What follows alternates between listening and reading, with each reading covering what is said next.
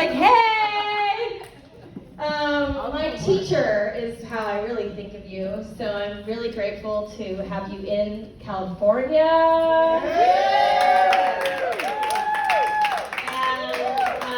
I absolutely, utterly adore you, and I've been fangirling you up even though we're friends, so I'm going to keep doing that.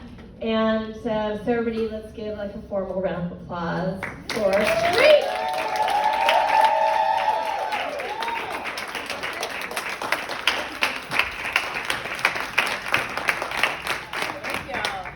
Traveling the trail of twisted thoughts where thoughts have twisted themselves into knots. Knots that are perfectly matted together like dreadlocks. They hurt to pull apart, but I know that I gotta.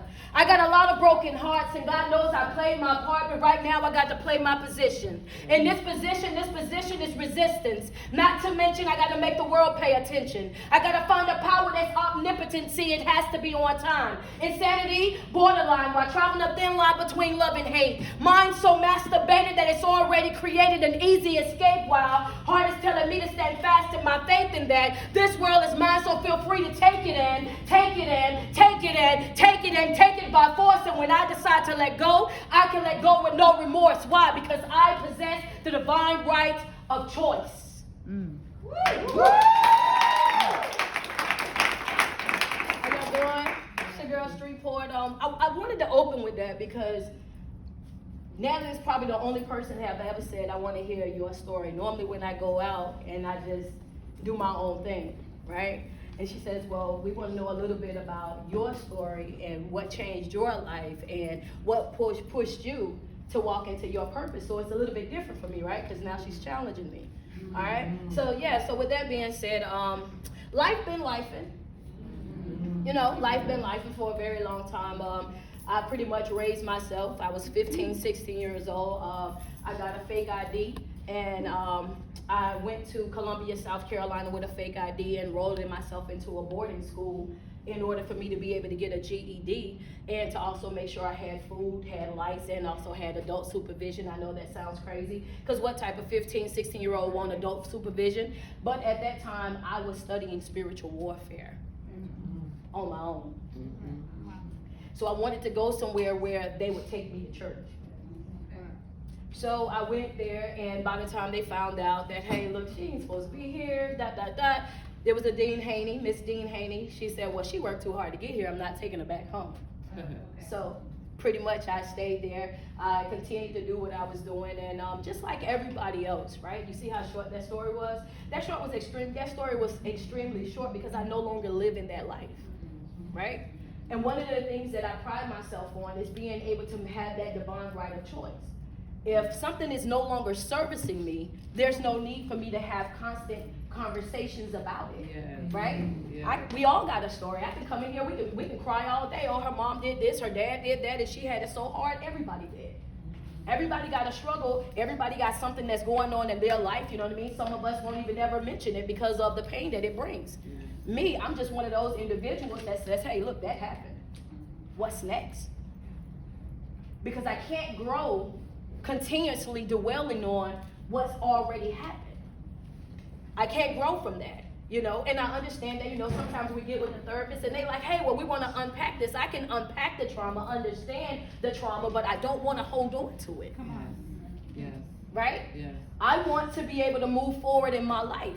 I don't want to learn how to cope with the pain. I want to let the pain go. Yes. Right? So what I do is, number one, I had to accept my reality. The reality was, excuse my language, baby, but my life was shitty. That's a fact. And there was nothing that I could do to unexpose me to what I had already been exposed to. I had already felt that. I already was in that situation, right? So I had a decision that I could make. I was, at that time, 2017, it's about 26, right? So in this moment, I know how to sell drugs, know how to cook it, know how to distribute it, know how to do everything. That's what my dad did. Showed me ever since I was 10 years old. That's what I knew how to do. I knew how to survive. I've been surviving my whole entire life. I knew what I needed to do. But it was something different about me that I felt, that I wanted something different in my life. that wasn't the life that I wanted for myself. A divine right of choice. It would have been easy for me to go back to what was familiar to me. It would have been easy for me to say, hey, well, you know what the excuse is? I was born in this type of environment. Well, you know, my mama wasn't there, my daddy did this, so this is what. I had a divine right of choice. We have to stop making excuses for why we're in certain situations. I'm not a product of my environment, and sometimes people get pissed when I say it. Because I have my own identity. I can grow up in the hood. That doesn't mean that I have to act like the hood because I grew up in the hood. You know? I can choose to be who I am, and I chose to be the person that I am. So I accepted my reality. The reality is you have a divine right of choice. This is your life. How are you going to live it? Right? So I separated myself. 3 years. I lived by myself on purpose. Legit on purpose. I created a routine for myself on purpose. I got up every single morning. I prayed. I meditated. Did my positive affirmations. I went to work. Went to the gym because I wanted to get active. I developed this plan where I said I want to give myself 3 wins a day, right? So that was a mental win, a physical win, a spiritual win. Every day I did this for 3 years. Yeah. Whole time I was married, my wife trying to figure out what in the world were we doing? You live here, I live there, but my healing didn't have anything to do with her. She can't complete me. Right? If you're happy in your life, you're happy in your life, but that's not going to do anything for me and mine. I have to be operating at my fullest potential.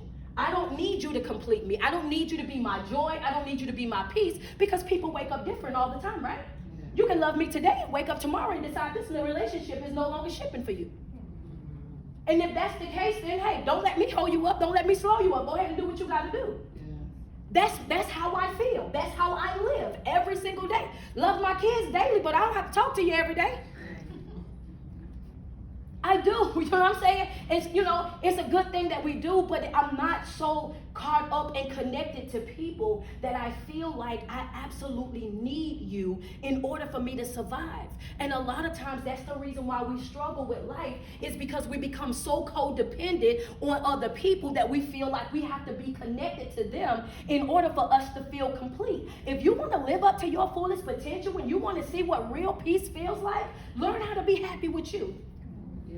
Do what, and that's a fact. Learn how to be happy. I'm talking about real peace. Real peace is when you acknowledge the fact I don't have to do nothing that I don't want to do. Yes. And it don't bother me by saying no. Yes. It don't bother me by not coming. I don't want to be a part of the function. That's it. But most of us, we struggle with that because of the people pleasing.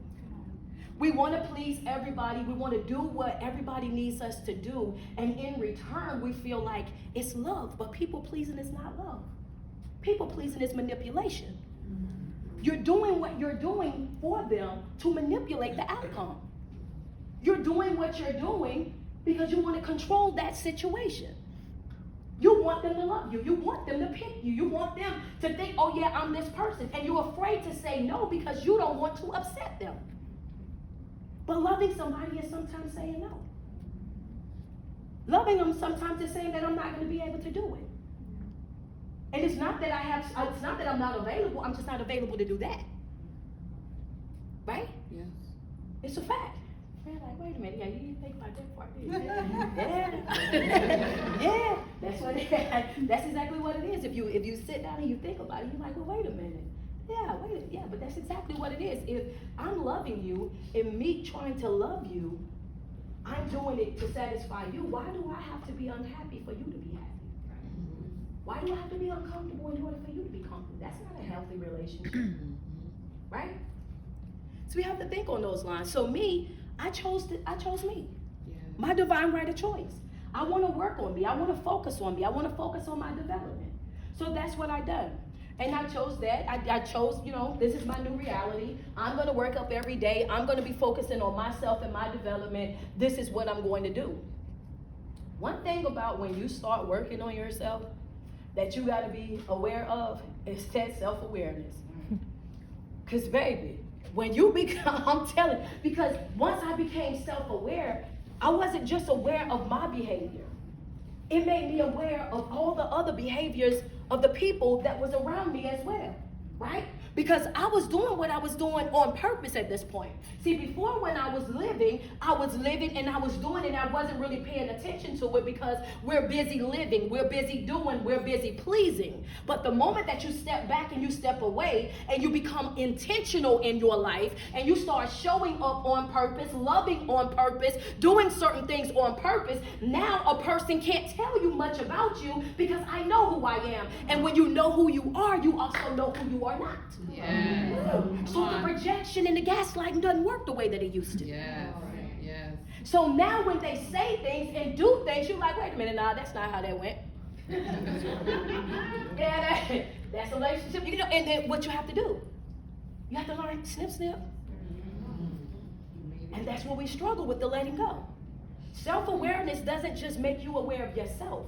Self-awareness is powerful because it makes you aware of the people that you're dealing with as well, because you become intentional with the way that you move, and now you're being more focused on the relationships that you have with people. So now you can see where it's an 80-20, you can see where it's a 60-40, you can see where it's not really being reciprocated and they're not really coming through for you the way that you come through for them. And now you owe it to yourself to do what? Make a healthy decision. If you can't reciprocate, you can't participate. Yeah. That's just how it goes. That's in every area. Relationships, friendship, jobship, churchship, whatever the ship that we own together. If you cannot reciprocate, then you cannot participate.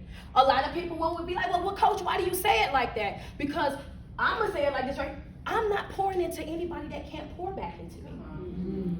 Because the moment that you do that, you find yourself always being that individual that's tired, that's frustrated, that's drained all the time, and everybody runs to you, but when it's time for you to be refilled, everybody's empty. And you can't really be upset about it because you already knew that they didn't have it to give it to you from the very beginning. That's the reason why they kept coming to you. A taker is never going to tell you, stop giving it to me.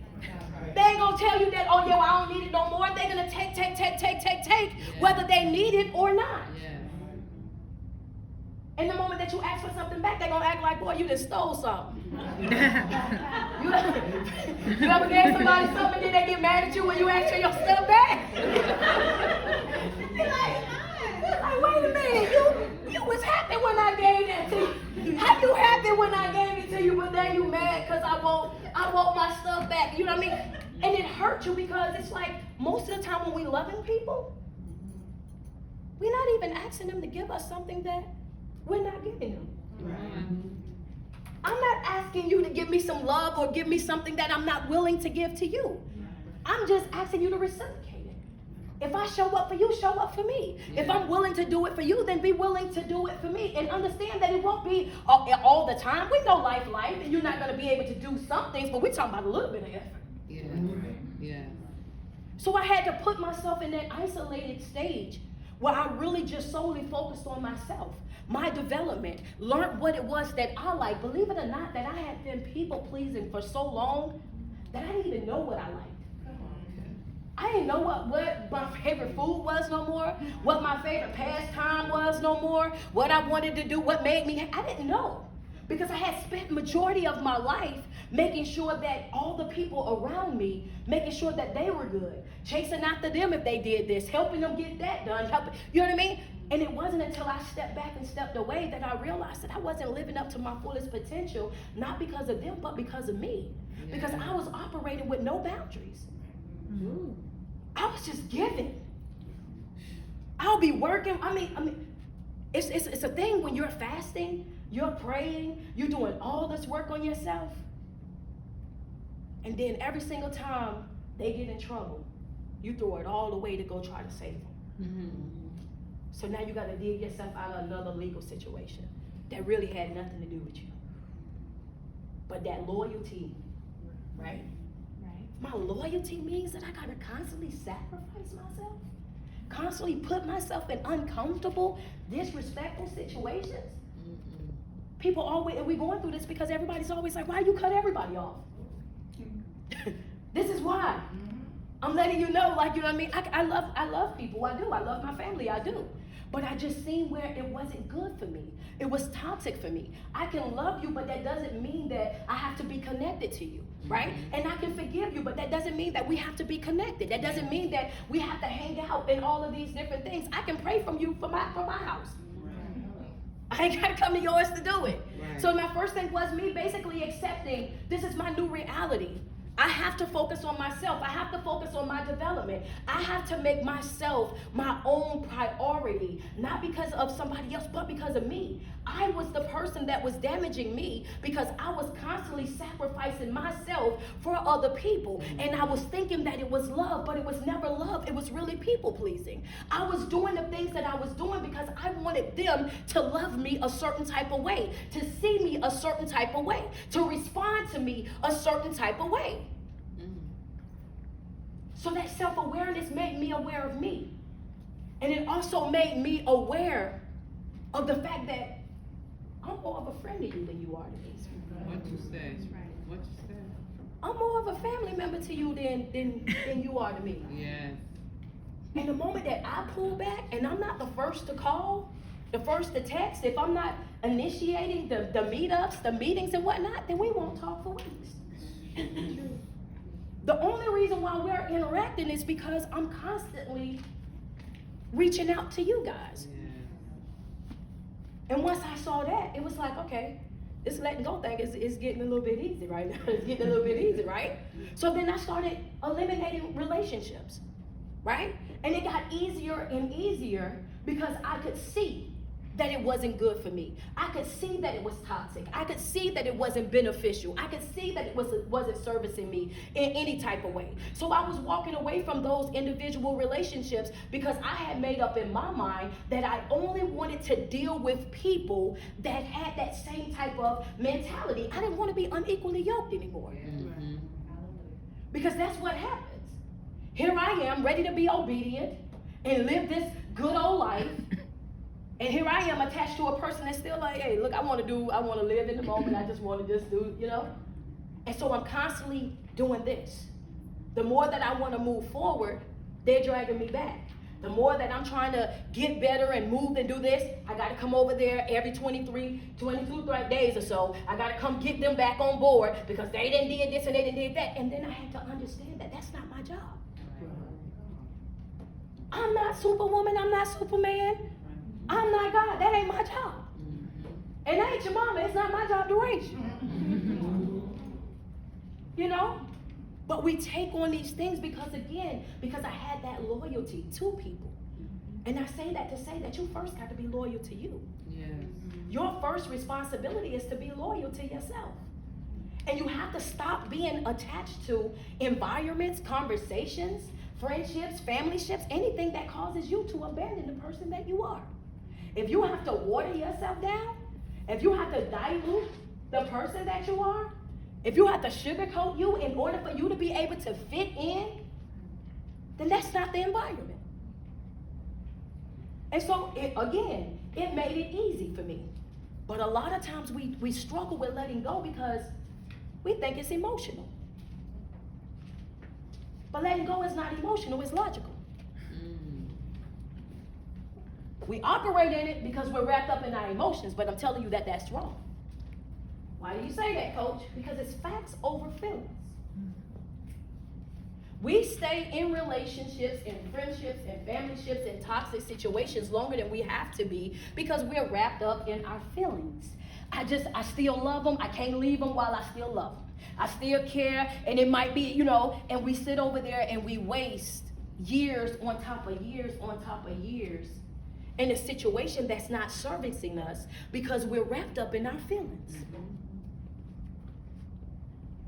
But the fact of the matter is you love them, they don't love you. The fact of the matter is you're invested and they're not. And a lot of times what happens is you in there and you're in the loneliest place that you will ever be is in a relationship by yourself. Right? In a relationship where you're constantly being the one that has to put in all the work all the time. I call it relationship torture when they keep you in limbo. Right? I don't know where we stand. Some days we good, some days we bad. Some days we on, the next day we off. And when I say relationships, I'm talking about friendships, family ships, any ship, right? Where you have to tiptoe around a person because you don't want to piss them off. You don't want to put them in their feelings. And if I say this or do that, then, this might send it overboard. Who want to be connected to anybody that they got to constantly tiptoe around, that you can't be your true, authentic self? No, I'm not about to do that. But we do that because we be so wrapped up in our feelings. Everybody have feelings. Let's just be real. We all have feelings, but you cannot allow your feelings to control you.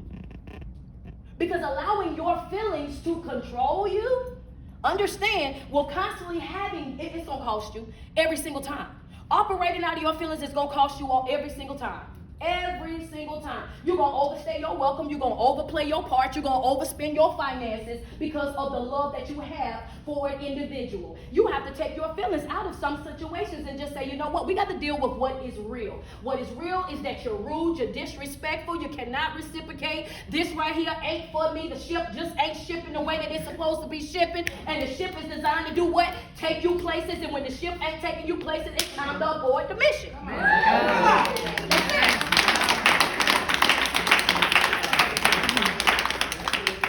But we wait too long because of our emotions. So we find a situation where we should have been out in a year, we drag it out for 11. My goodness. Because we're in our emotions. But this thing is logical. Yeah. We see it. When you see something that's not good for you, when you stay connected to it, it's like knowing it's poison in a cup and still drinking it. Wow. And then you get mad at everybody. How you mad that a liar is lying? How you mad that a cheater cheat? How you mad that a narcissistic individual is having narcissistic conversations, twisting and turning everything that they done to you, got you over there whining and crying and trying to rebuild a relationship that you didn't break? You feel upset by the hurt that they gave to you, but you think that it's your hurt because they done turned it up so much. So now you trying to fix it with them. You know what I'm saying? Amen. Yes. Now y'all don't be acting. I know we in California, but so wait a minute, y'all saying they only do that in South Carolina? Because baby, y'all know paragraph be this long and you don't even really know what you did. You trying to figure out why you apologize. I'm talking about skillful manipulators. Yeah. Skillful. But this is what you deal with when you stay in situations when you already know that they're not good, because we're wrapped up in our feelings. Letting go is not emotional, it's logical. We deal with facts over feelings. If you know that it's not good for you, you owe it to yourself to separate right then and there. It don't take all day to do nothing. Everybody's talking about, well, how you just walk away, because the greatest gift, you write it down, the greatest gift that you could ever give yourself is the gift of what? Clarity. The greatest gift that you can ever give yourself is the gift of clarity. I'm clear in what I do. Even my boundaries are clear. You know why? Because when your boundaries are not clear, you create echoes in your own life. Because you telling people, I'm not going to tolerate this. You don't tolerate it from them, but then you tolerate it from the next person. So now they like, well, you ain't say that when you told so-and-so. They can talk to you like that and you stay. You have to be fair and consistent all the way across the board. A boundary is a boundary. If you say that you're not going to talk to me crazy, that goes for everybody. Right? The greatest gift that you can give yourself is clarity. Why? Because God is not the author of confusion. Right. That's the enemy's job. Right? He operates in chaos. He operates in confusion. And that's the reason why I had to isolate myself. I had to get by myself so that I could learn myself and focus on myself and fix myself, be intentional with myself so that I could see what it was that I was doing that was breaking my own heart. Yeah. How was I contributing to my own suffering? The decisions that I was making, because it's two things we're going to deal with, right? The storms we create and the storms that we allow. And you can't create a storm and then get mad when it's raining. Got to get your little poncho, baby. Get your little poncho together, because you're going to need a little bit covering, because it's going to happen. The greatest gift that you can give yourself is clarity. You have to be clear about how you operate, because the enemy's job is to keep you confused. Because as long as you're confused, you're not going to make a move. let's be real. As a woman, we ain't making no move if we confused about it. If we don't know, oh yeah, we sitting. We about to sit on it, baby. We got. That's a fact. We gonna sit on it. We got to sit on. Girl, I want to go, but I'm thinking about it. But the moment that we're clear, it's nothing that nobody can say that's gonna stop us when we're clear. But as long as he have you confused, then he have you distracted. Yeah. And that's the enemy's job. Because see, when it says kill, steal, and destroy, we all know that you have to dig deeper than that, right? Yeah. Because the enemy doesn't have the power to destroy you. He doesn't have the power to kill you. He has the power to distract you into killing yourself or destroying yourself. It's nowhere in the Bible where you see that he said that he killed anybody. His job is to operate right here. I studied it. Spiritual warfare, go back and look at it. I'm willing to debate it. He doesn't have that type of power. His job is to confuse you, to make you think that you're not who you know that you are, to make you think that you're not capable, to make you think that, oh yeah, well, if I walk away from this, then it won't be that. That's his job. And when you become so distracted with what's going on, like I said, I didn't like to focus on my past because me focusing on that wasn't going to fix me. It wasn't going to change the situation that I was in that moment. I love therapists. I really and truly do. I respect their job. But I can't sit over there and talk about the same thing every day. Come on. Yes. I have to have an action plan. I got to get to moving. Yes. I need to know how I'm about to fix this, how I'm about to move forward in my life, right? So my thing is, okay, I know what the trauma is, but that doesn't mean I gotta accept it. Right. That happened to me. That's not who I am. I was abused. That doesn't. I'm not. You think I'm about to be running around talking about I'm a survivor? No, I'm not. I'm not. I'm not about to. I'm not to be the post. I'm not about to be the poster child. Because I'm bigger than that. You know what I mean? When I show up like I'm supposed to be here. I show up like I'm worthy. I show up and I walk in every single room, don't care about none of that. I'm going to be my true self every single time. Not whispering, not walking around like no coward. Don't care about nobody's credentials, their accolades, none of that. Whole GED, but guess what? I'm going to still do what I got to do. That's me. And I can't allow nobody to put me in a box, and if you're not careful, that's exactly what people will do with you. They will put you in that box and do what? Give you excuses for why you are the way that you are. You like that because of how your living situation was. What? Like you could get out of that if you after a certain age, you know, you can go get a job or something. You know what I'm saying? If you're not happy, then you have that option. But if you're not operating with a clear mindset, if you're still thinking like, okay, well, you can't do it, in that moment, you have to also, when she was talking about what? You have to watch what you say about yourself. The words that you speak, because your words have life. You speak life and death with those words, right? The moment that you say you can't do something, you just employ every negative energy around you. You just gave them a free job. She said she can't do it, I'll make sure she can. She says it's going to be hard, I'm going to make sure that it's hard. She says she's not able. I'm going to make sure she's not able. Even if you don't know if you're able to do it or not, still speak it, I'm going to get it done. I'm going to get it done, though. One way or another, might have to call in some help. I love nerds. Like all my friends is nerds. I'll call in some help, but we're going to get it done. That's the mentality of a person that's in action. You got to always be willing to move forward. You got to always have that mentality of, I refuse to be stuck. I refuse to be stagnant. I refuse to be unhappy. I refuse to have to dilute myself. Every connection that you have with people, you should make that a thing. If this connection can't be healthy, then I don't want it. I'm not going to force myself into an environment that I know I'm not going to be happy in. I don't know about y'all, but I can't stand going to no party, then I'm going to sit at that table ready to go home. Because you don't even know, I don't even know why I came.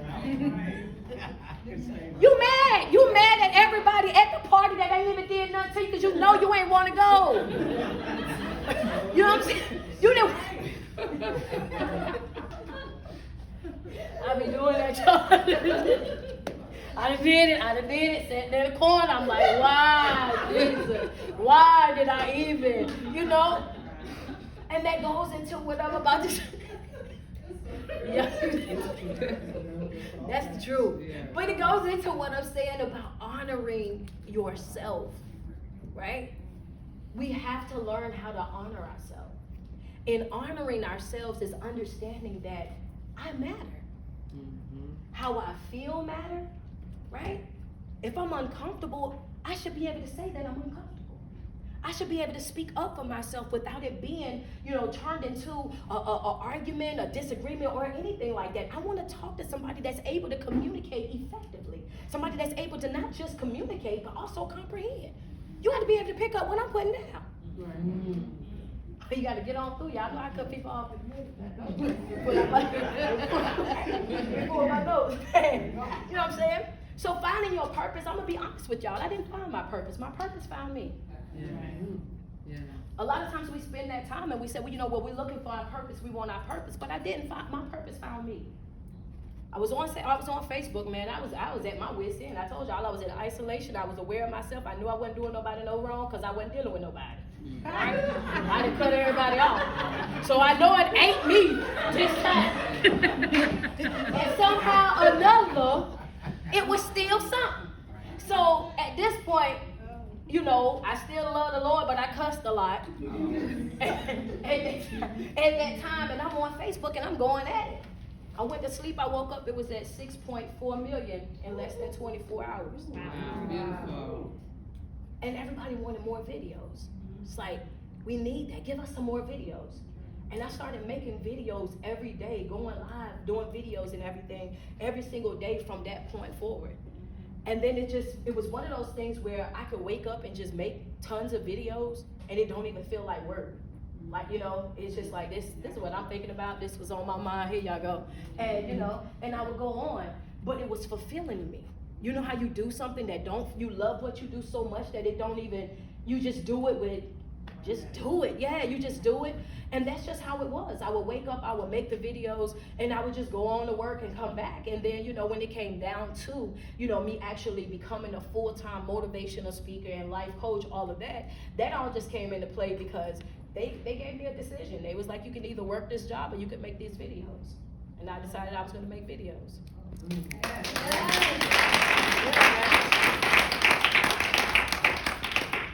And also, and in that, I learned a valuable lesson, right? Because sometimes people think that just because you're operating in your purpose, that it's going to always be easy. And it's not. Like, this was challenging for me because I normally got my little stuff together, and nobody have ever told me this is what we're going to talk about. She was the first person to do it, and I like it because I've never been that, nobody's ever did that.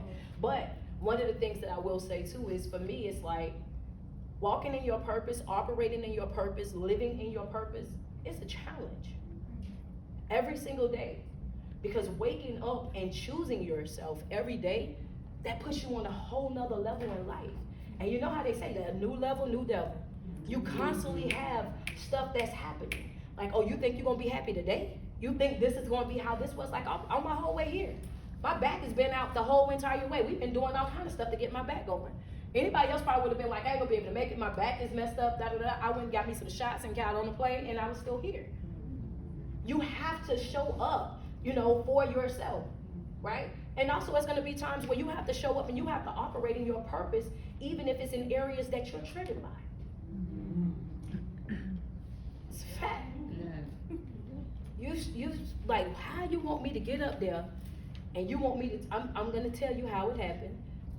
I've lived in a house with domestic violence majority of my life. So how you think I feel when I walk into a room full of domestic violence victims?